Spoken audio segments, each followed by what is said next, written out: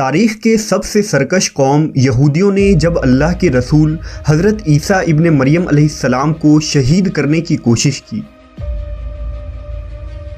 जिस रात ईसा अलैहिस्सलाम के कत्ल का मंसूबा बनाया गया, उस रात ऐसा कौन सा मुआजिज़ा हुआ जिसने यहूदियों और ईसाइयों को क़यामत तक शक व शुबा में मुब्तला कर दिया।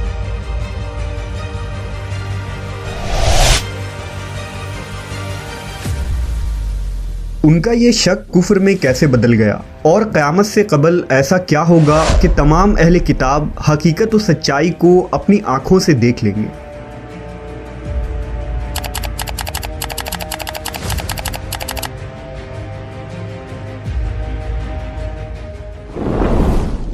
हज़रत ईसा अलैहिस्सलाम बनी इसराइल में मबूस होने वाले आखिरी नबी थे। हज़रत ईसा की वालिदा बीबी मरियम हज़रत दाऊद अलैहिस्सलाम की औलादों में से थी। हज़रत ईसा पर मुक़द्दस किताब इंजील नाजिल फरमाई गई थी। अल्लाह ने हज़रत ईसा को कई मुआजिज़े अता फ़रमाए। सबसे पहला मुआजिज़ा हज़रत ईसा का बग़ैर वालिद के पैदा होना है और आप जैसे ही पैदा हुए तो आपने कलाम करके अपने वालिदा की पाकीज़गी और सदाकत की गवाही दी। हज़रत ईसा अलैहिस्सलाम मिट्टी का परिंदा बनाते और उस पर फूंक मारते तो वो अल्लाह के हुक्म से परिंदा बन जाता। पैदाइशी नाबीना शख्स की आंखों पर हाथ रखते तो उसकी बीनाई वापस आ जाती।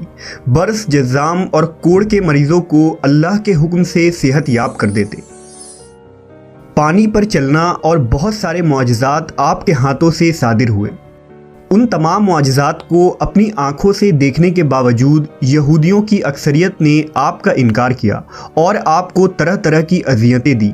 अपनी कौम की सख्त और मुखालिफ रवैयों के बावजूद भी ईसा अलैहिस्सलाम ने हार नहीं मानी और दावत व तबलीग के काम में डटे रहे।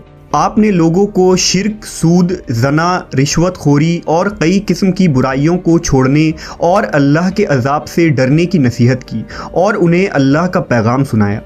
मगर यहूदी अपने कुफ्र पर डटे रहे। अलबत्ता कुछ लोग ऐसे थे जो हज़रत ईसा के पैरोकार और हमदर्द थे और आपके साथ दीन के काम में मशगूल रहते। कुरान मजीद में उन्हें हवारी कहा गया है। मुफस्सरीन ने हज़रत ईसा के हवारियों की तादाद 12 बताई है। ईसा अलैहिस्सलाम का ना कोई घर था और ना ही बीवी बच्चे। आप शहर शहर जाकर दीन की तबलीग किया करते थे और लोगों तक अल्लाह का पैगाम पहुँचाते। यहूदियों ने जब ईसा अलैहिस्सलाम की बढ़ती हुई शोहरत को देखा तो उन्हें अपने दीन के मुताल्लिक ख़तरा महसूस हुआ।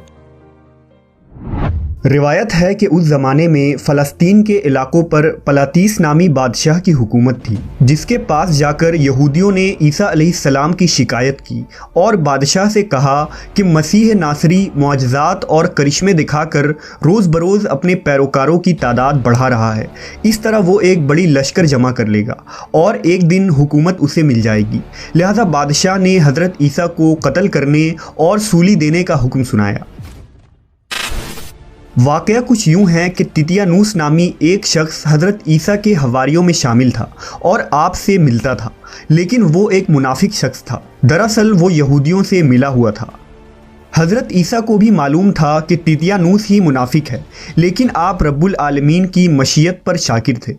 एक दिन हज़रत ईसा ने अपने हवारियों से कहा कि कल सुबह से पहले ही मुझे एक शख्स चंद सिक्कों के अवज़ फ़रोख्त कर देगा।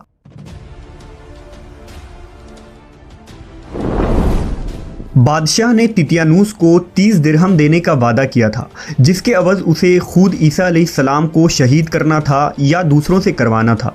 लिहाजा तितियानूस ने यहूद के चंद आदमियों और बादशाह के सिपाहियों को साथ लिया और हज़रत ईसा के क़यामगाह पर आ गया। उसने सिपाहियों को बाहर खड़ा किया और खुद अंदर चला गया।